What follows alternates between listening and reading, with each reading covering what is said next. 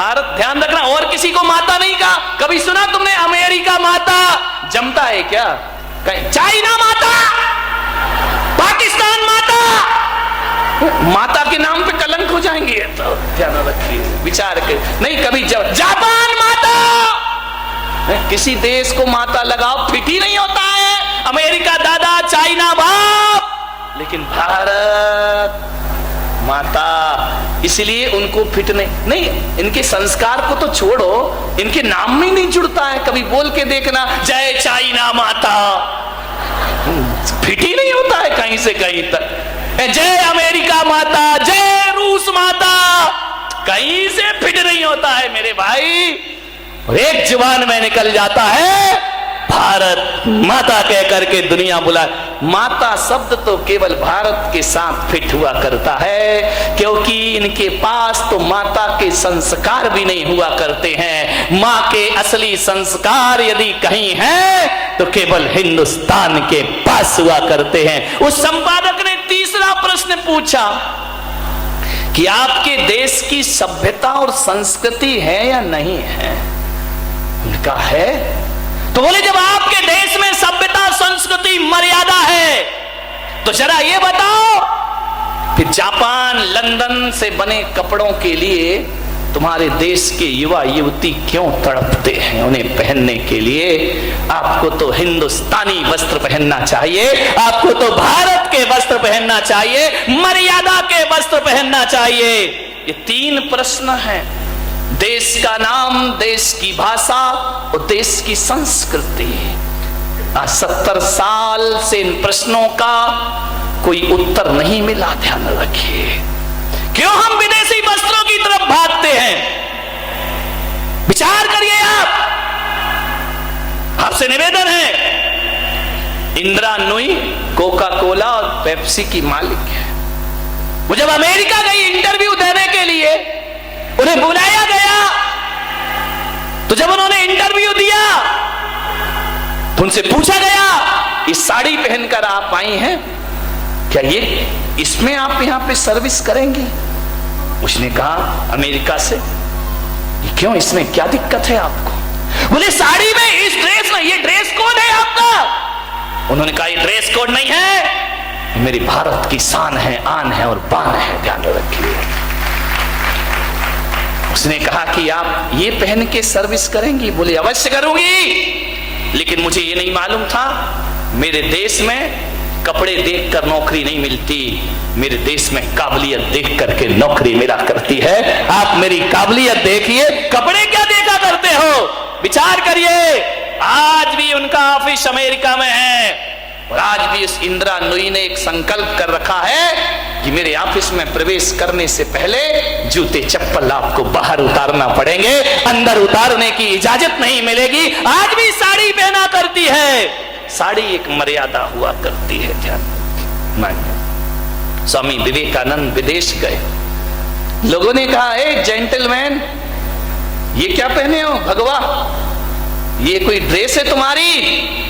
ये तुम्हारा स्टेटस है? ये अमेरिका है। स्वामी विवेकानंद ने कहा, मुझे आज समझ में आया कि अमेरिका का स्टैंडर्ड, अमेरिका का स्टेटस 2 कौड़ी का दर्जी बनाता है। हमारे यहाँ तो चारित्र स्टेटस बनाता है, हमारे यहाँ तो व्यवहार और आचरण से जीवन का स्टैंडर्ड बनता है। 2 कौड़ी का दर्जी बनाएगा? ध्यान रखिए। एक बार क्या हुआ, स्वामी विवेकानंद अमेरिका पहुंचे, बहुत बड़े संत हुए हिंदू परंपरा में। जैसे ही वह पहुंचे अमेरिका, तो किसी ने उन पे व्यंग किया कि भारत कितना पिछड़ा है, भारत कितना पिछड़ा है। आज भी भारत की महिलाएं आदमी के पीछे पीछे चला करती हैं। शादी होती है तो दूल्हा आगे दुल्हन पीछे होती, बस उसी समय, बाकी तो फिर तुम ही पीछे पड़े रहते। विचार करिए। बोले हमारे भारत, हमारे अमेरिका में देखो कितनी स्वतंत्रता है। यहां पति पत्नी आगे पीछे नहीं चलते गाय बैल की तरह। हमारे यहाँ तो हाथों में हाथ डाल करके चला करते हैं, हमारे यहाँ तो हाथ पकड़ के चला करते हैं। और तुम्हारा भारत इतना पिछड़ा है कि पत्नी अभी भी जानवर की तरह पीछे पीछे चलती है। स्वामी विवेकानंद ने कहा कि तुम क्या जानो मेरे भारत की कीमत, तुम क्या जानो मेरे भारत के सिद्धांत।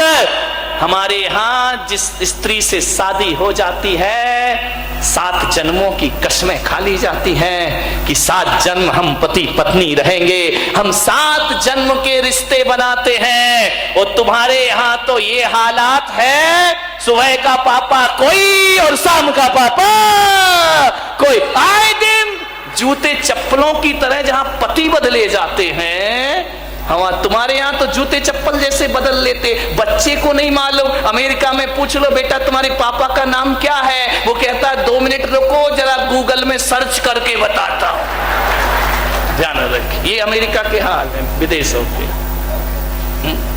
पता ही नहीं है उनको कौन बाप कौन माँ। बोले तुम्हारे यहाँ की नारी को ये डर रहता है कि मुझे छोड़ के वहां नहीं चला जाए, इसलिए हाथ पकड़ के चलती है। और मेरे देश की नारी को विश्वास हुआ करता है कि 1 जन्म नहीं 7 जन्म भी ये कहीं और नहीं, इसलिए वो पीछे पीछे चला करती है। ध्यान रखिए, ये भारत हिंदुस्तान की गाथाएं हैं मेरे भाई। लाल बहादुर शास्त्री जब पाकिस्तान गए, क्या जज्बे रहे इन लोगों के। आप जानते हैं उनकी हाइट बहुत नीची थी, छोटे से थे, लेकिन ऐसा प्रधानमंत्री लाल बहादुर शास्त्री के बाद हिंदुस्तान को आज तक प्राप्त नहीं हुआ। ध्यान रखना, जो जब प्रधानमंत्री रहे देश के, और जब देश से विदा होते हैं तो कर्जदार होकर के दुनिया से जाते हैं। मान्यवर, अमेरिका और भारत में इतना ही अंतर है कि अमेरिका में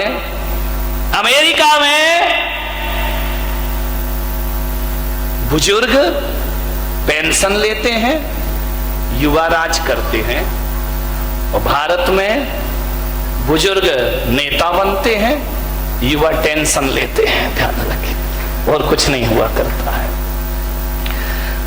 लाल बहादुर शास्त्री जब पाकिस्तान गए तो एक पत्रकार ने पूछा, उस समय भुट्टो वहां के प्रेसिडेंट थे, प्रधानमंत्री थे, बेनजीर भुट्टो नहीं, इनके बाप जुल्फिकार भुट्टो हैं, वो वहां के प्रधानमंत्री थे। तो लोगों ने कहा कि शास्त्री जी आपकी हाइट कम है और उनकी हाइट ज्यादा है, जब आप मिलोगे तो आपको ऐसे देखना पड़ेगा, क्योंकि वो पत्रकार भी क्या क्या पूछ बैठे, कोई भरोसा है क्या। बोले वहां भारत की निगाह, भारत तो नीचा हो जाएगा, वो ऊंचे हैं, आपको ऐसा देखना पड़ेगा। भारत का प्रधानमंत्री कहता है, पत्रकार महोदय बिल्कुल सच कहा है, वो उनकी हाइट ज्यादा है, मेरी हाइट कम है, लेकिन मैं जब भी देखूंगा नजरें उठा के देखूंगा, वो जब भी देखेगा नजरें झुका के देखेगा। ये भारत की शान है, भारत जब भी देखेगा नजर उठा के बात करेगा, और पाकिस्तान जब भी देखेगा नजरें झुका के बात। क्या जज्बे रहे इन लोगों के, कैसा इनके अंदर राष्ट्रभक्ति और देशभक्ति के प्रति जज्बात भरे रहे इनके अंदर। मान्यवर, सोचना है आपको, निवेदन है आपसे। मैं बीमार हूं, अब तो बंद कराओ भाई, और बोलूं? हाँ बोलो, क्या बात है। तो आज ही लेके जाओगे तुम बंदूक पाकिस्तान पे? विचार मान्यवर, भारतीय संस्कृति का दुनिया में कोई भी मुकाबला नहीं हो सकता है। अमेरिका ने कहा कि भारत कहां पहुंचा, हम कहा भारत कहां पहुंचा, जहां तुम नहीं पहुंचे वहां भारत पहुंचा। बोले क्या मतलब, हम मंगल पे पहुंच गए, हम चांद पे पहुंच गए, भारत कहां पहुंचा, भारत तो बड़ा पिछड़ा हुआ देश है। मैंने कहा तुम मंगल में चले जाओ, रूस मंगल में चला जाए, अमेरिका चांद पे चला जाए, लेकिन मेरा भारत जहां पहुंचा है वहां दुनिया के कोई देश नहीं पहुंच सकते हैं। तुमने चांद तारों की यात्रा की है, और मेरा भारत तो वो है जो मोक्ष की यात्रा करता है, वैकुंठ की यात्रा करता है। जिसके सामने चांद तारे बहुत नीचे हो जाते।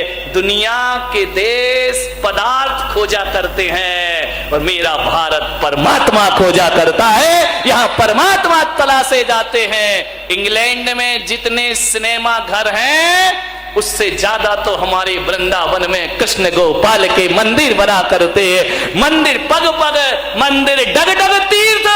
आज कन्हैया का जन्मदिन है, एक साथ हो गया। आज आजादी का दिन भी है और नारायण कृष्ण का जन्म भी है। आज आजादी सफल हो गई क्योंकि आज 12 बजे रात को कन्हैया भी आजाद हुए थे जेल से और हमारा देश भी आजाद हुआ था हुकूमतों से। ध्यान रखिए, 12 बजे रात को भाग गए थे कृष्ण जी। एक समय कृष्ण चंद भाग गए आधी रात। एक समय कंस को पछाड़ दिया रण में। जिंदगी को देखिए, एक समय कृष्ण चंद भाग गए आधी रात। आज आधी रात को भागे थे, बहुत बाजे बज रहे थे, मैंने कहा आ गए कन्हैया, ध्यान रखना। एक समय कृष्ण चंद भाग गए आधी रात। एक समय कंस को पछाड़ दिया रण में। एक समय अर्जुन ने महाभारत जीत ली। एक समय कौल भील लूट लिए वन में। एक समय रावण को 10 शीश मिले बर में। एक समय 10 शीश कटे पड़े रण में। और आदमी बिचारे की बात यहाँ कौन करे। यहाँ सूरज की 3 गति होते एक दिन में। जहाँ सूरज की 3 गति होते एक, सुबह का सूरज कुछ होता है, दोपहर का सूरज कुछ होता है, शाम का सूरज कुछ हो जाता है।